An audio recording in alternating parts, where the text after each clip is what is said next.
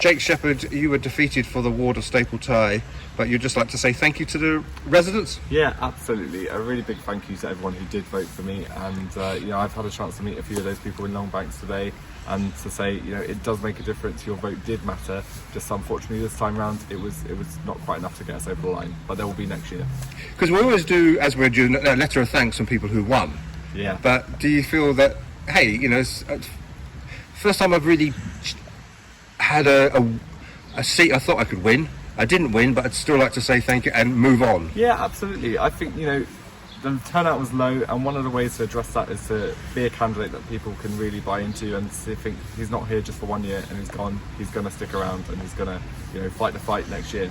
So that's my plan. You say turnout was low, so what is in the 20s? Yeah, about 23% or thereabouts. What should it be? Oh, I know it should be 100%, but what would you say is satisfactory? Yeah, well, in a general election we'd be thinking about 65, around the 65 mark, and in referendums sort of similar. Yeah, anything above 50 I think would be a really good showing. I think in the 20s and below, I think is a bit of a warning sign for local democracy. That's an interesting term, is a warning sign. In what way? Why do you think it's a warning sign? Well, I think, if people are going to really believe that the councillors are on their side and that local elections matter, they need to have a high enough turnout to make candidates really stand up and think, well, actually, I need to be out there, I need to do interviews, I need to have a presence because it matters. If the turnout drops too low, there isn't that real incentive for some candidates. Obviously, I want to be out there, I will be out there, but you need that incentive to get candidates present on the doorstep doing interviews.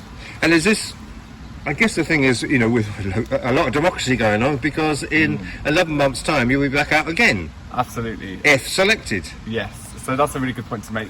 People are often frustrated at the selection processes in political parties.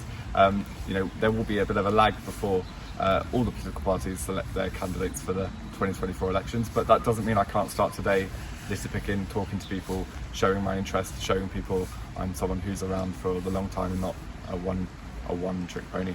What did come up on the doorstep in the end?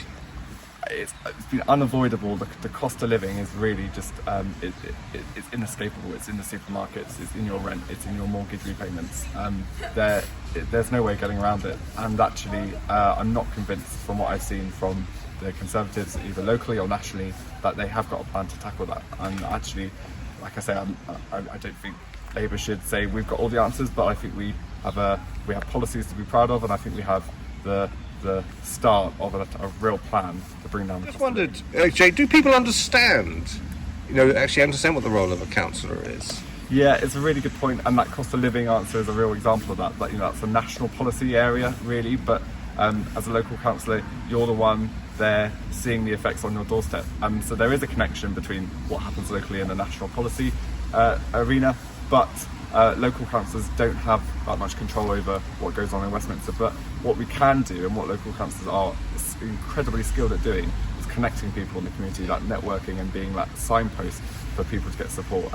And to do that, you need to be present, you need to be out and about, people need to trust you, and that's what I'm building. I'm building trust in Staple Tie.